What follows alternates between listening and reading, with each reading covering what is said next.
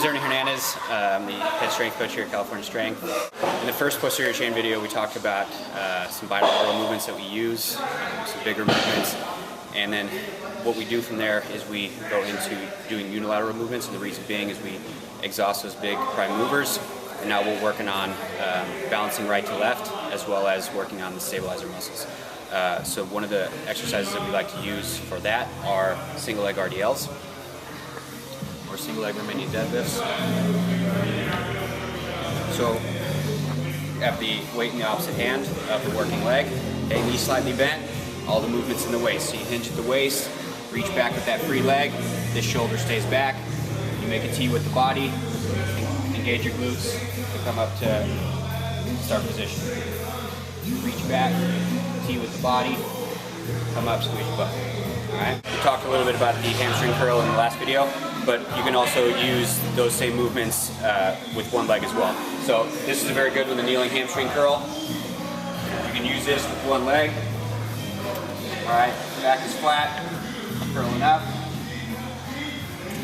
Alright, so again, you can use your foot positions, plantar flex, neutral dorsiflex, or rotate it in, neutral, rotate it out. Use those combinations to vary up the load on the muscle. And then, of course, for the lying hamstring curl, you can also use one leg for that as well, instead of two. So again, using one leg at a time helps to balance right to left. So this next exercise, we don't really have a name for it, but it works, so this is what you do.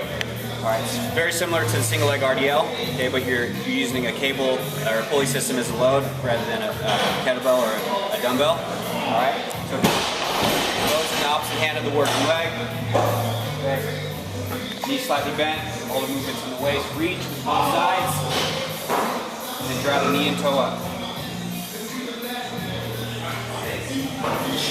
Alright, so again that works the stabilizers, and as well as works that knee and toe up, the knee drive that you get in the running motion. Here's one of our more popular exercises for the posterior chain. It's called the Death March.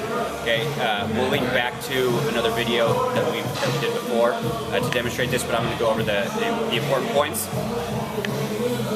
Alright, so you take a short step, front knee slightly bent, back leg is straight, all the movements in the waist, touch, and you pull yourself forward into your next step as you come up. Alright, extending all the way as you come up. Alright, so at the top, make sure you really get the big chest, extend all the way up, and that'll really work the entire posterior chain from the ankle all the way up to the upper back. So that's a really good one.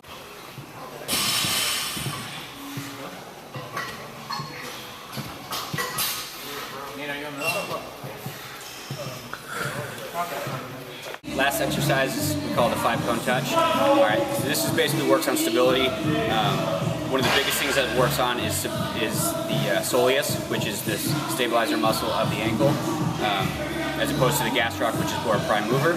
Alright, so a lot of times you'll really feel a burn in the soleus or the lower leg for this one. So you stand in the middle of 2 cones. Alright, so you have 5 cones set up, and you just squat, bending at the knee and the hip. Touch the cone, come back up, cone, back up. So you'll do each cone with one hand, and then each cone with the other hand, and then switch legs. Alright, so it really gets all angles, right? So you also have rotation here. So it works on stability in multiple planes. You can also use a dyna disc or something similar, or you can even use a rolled up yoga mat or a pad to add instability in that ankle to really tax those muscles. So that is the second part of our posterior chain, the unilateral work that we do. And in our next video, we'll be looking at some more the bigger complex movements that we use for the posterior chain. So thanks for tuning in, and we'll see you soon.